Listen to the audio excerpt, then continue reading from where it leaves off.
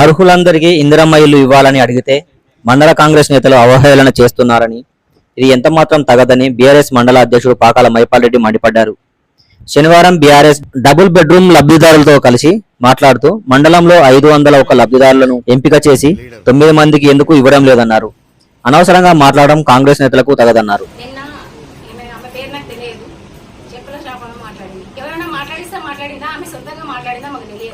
ఎందరికో ఎక్కడెక్కడో ఎన్నో వచ్చింది. మాది పైలట్ ప్రాజెక్ట్ కింద మాకు మా అన్నకు నాకు దళిత బంధు వచ్చింది. అది నిజమే.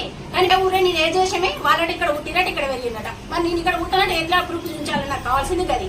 మరి కౌంపల్లి సత్యనారాయణ గారు గట్లే మాట్లాడమన్నా. అందరికి మనీ ఇచ్చినామని చెప్తున్నారు. ఎవరు మా దగ్గర నుంచి ₹1 ఆశించలేదు. వాళ్ళు మమ్మల్ని ఎవరిని అడగలేదు కూడా. ఈ విషయంలో మమ్మల్ని ఎందుకు ఇట్లా ఇబ్బంది పెడుతున్నారు కాంగ్రెస్ వాళ్ళు. అందరికి ఇచ్చిరు అని చెప్పేస్తున్నారు. మేము ఎవరి గురించి మేము ఆశించలేదు. మేము పేదరికం అని చెప్పి మాకు పేదరికంతోనే చూసి ఇచ్చిండు. ఒకప్పుడు గాలిపల్లికి పొత్తూరుకు నేను అంగాలి తిరిగేదాన్ని.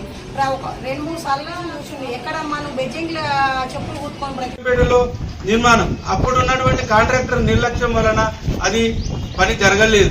గుగ్గిళ్ళ కానీ కల్లెపల్లి కానీ కాంట్రాక్టర్ నిర్లక్ష్యం వలన జరగలేదు. దానికి మేము నిర్మించలేదు కాబట్టి మాకు ఓట్లు వేయలేదు. మీకు ఓట్లు వేసారు, మీరు ఇండ్లు ఇస్తా అంటే మీరు ఇప్పుడు సక్రమంగా అవకతవకలు జరగకుండా నిరుపేదలకు భూములు ఇండ్లు ఇవ్వాలనే ఉద్దేశంతోనే మేము పోరాటం చేస్తున్నాము. ఈ పోరాటం కూడా కంటిన్యూ చేస్తున్నాం. దీనిలో 9 మంది పేర్లు రాని వాళ్లకు కూడా ముగ్గు తక్షణమే పోయాలని మేము కలెక్టర్ గారికి కూడా రిప్రజెంటేషన్ ఇస్తాం. అటువంటిది కాకపోతే ఎంపీడీఓ ద్వారా మాకు సంతకమైనటువంటి లిస్టు ఉన్నది. దీన్ని కోర్టుకు కూడా పోతాం. వీళ్ళకి ఇండ్లకు ముగ్గు వేయకపోతే ఏ కారణం చేత రిజెక్ట్ అయింది, ఎందుకు చేసిర్రు, ఇది రాజకీయ ప్రమేయంతోనే దీనిలో బీఆర్ఎస్ వాళ్ళు ఉన్నారనా లేకపోతే డబ్బులు ఇయ్యరనే ఉద్దేశంతోనా, ఏ ఉద్దేశంతో వీళ్ళకి ఇవ్వలేదో మేము పత్రికా విలేకరుల సమావేశంలో ఇక్కడ ఉన్న నాయకులను కానీ ఎమ్మెల్యేలను గారిని డిమాండ్ చేస్తాం. ₹1 కోటి పెట్టినావు, వచ్చినావు, చూస్తున్నావు, పోతున్నావు. ఇప్పటికి ఒక పైసా పెట్టిన దాఖలాలు 20 నెలలు అవుతుంది. నువ్వు మరి 1 లక్షలో 10 లక్షలో 20 లక్షలో పెట్టిన దాఖలు ఉన్నాయా? మేము కట్టిన బాత్రూమ్లలోనే మీరు ఫోటోలు దిగిపోతుర్రు. అది ఎంతవరకు కరెక్ట్? మీరు ఒకసారి ఆత్మ విమర్శ చేసుకోవాలి. మేము పోసిన రోడ్లలో మీరు చూసినట్టయితే ఇప్పటికీ మీరు ప్రభుత్వం వచ్చి 20 నెలలు అవుతుంది. మీరు బెజ్జంగ్ నుండి పోతాన వరకు ఇప్పటికి రోడ్లు వేయలేదు. ఉన్న రోడ్లనే మొత్తం క్యాన్సల్ చేసిరు. ఎక్కడెక్కడ రోడ్లు ఉన్నాయో మేము ఆర్డబ్ల్యూఎస్ ద్వారా RNB ద్వారా శాంక్షన్ చేస్తే అవన్నీ క్యాన్సల్ చేసిరు. ఒక్క పని కూడా చేసిన దాఖలాలు లేదు. మీ ఎమ్మెల్యే గారిని మాట్లాడండి.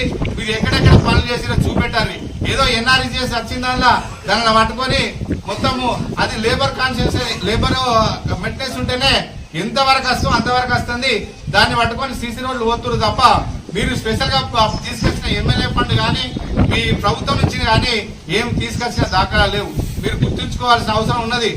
మీకు ప్రజలు మంచి బ్రహ్మరథం కట్టారు. మీరు అభివృద్ధి చేసి చూపెట్టాలి తప్ప కానీ శ్రీనామం వేస్తే ప్రతిపక్షం అనేది అడుగుతుందండి. అడిగితే సమాధానం చెప్పే సత్తా ఉండాలి. కానీ పాపం అమాయకులను అక్కాచెల్లను పట్టుకొని మీరు ఇక్కడ మాట్లాడియడం అది తగదు. మేము కూడా వాళ్ళని గౌరవిస్తూనే ఉన్నాం. మీరు మాట్లాడేది ఉంటే మీరు ధైర్యంగా మాట్లాడండి. మేము కూడా మాట్లాడడానికి సిద్ధంగా ఉన్నాం. ఇంకో విషయం ఏమంటే